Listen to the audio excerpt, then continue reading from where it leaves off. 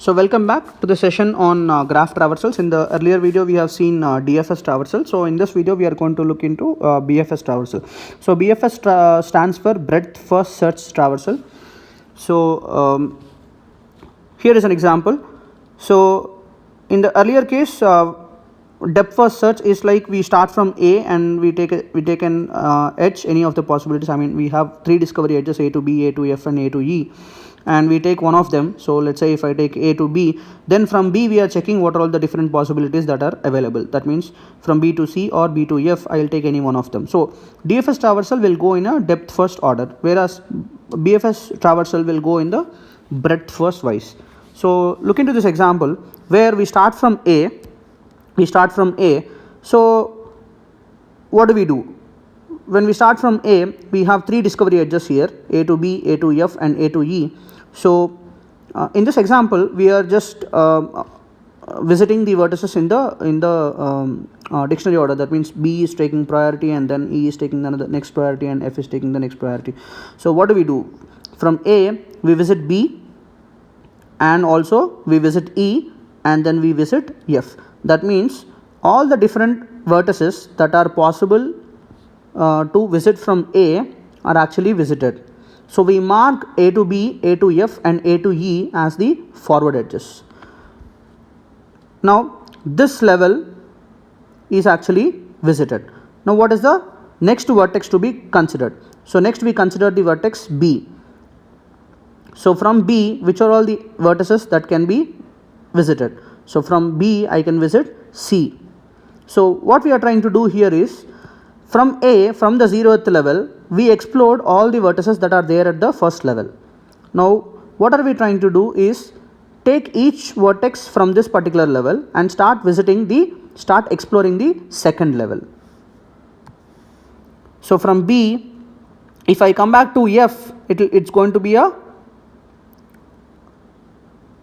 cross edge, because here we don't in BFS traversal we don't call something as a back edge, because the reason is when we represent this particular traversal in the form of a tree, it will be something like this. I'm sorry. So from A I have B and I have F and I have E. So the moment if I want to explore this edge from B to F, that edge will become a cross edge.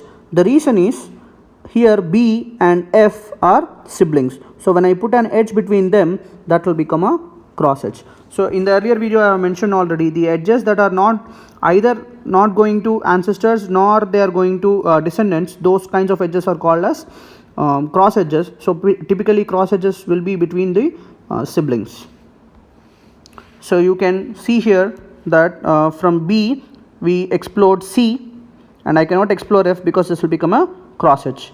Then from E I can explore I and then E to F will become a cross edge. From F I cannot explore any of the edges because everything is already a cross edge. So C and I are the vertices that are there in the second level.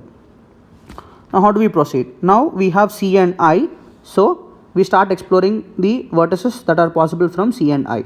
So from C I can visit D and I can visit G. Both are not visited, so we visit both of them and mark these edges as forward edges. Similarly from I can visit J, N and M, so we mark all of them as forward edges. So this D, G, J, N and M will form my third level. Once that is done, we start exploring from D. From D I can go to H, and if I go to G, that will become a cross edge. Then from G I can go to L and K, and I cannot go to J because it is already a sibling, so it will become a cross edge. And similarly from M I cannot go anywhere.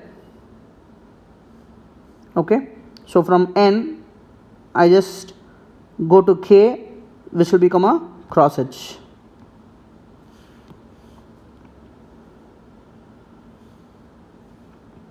Okay, so finally this has formed our third one.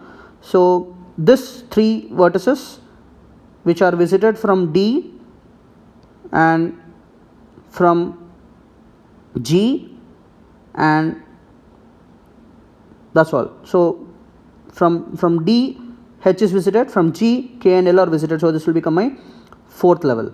So from this 4th level again we have visited two other vertices which are O and P, so this will become my 5th level. So now whatever the edges that are available here, all this will become the cross edges.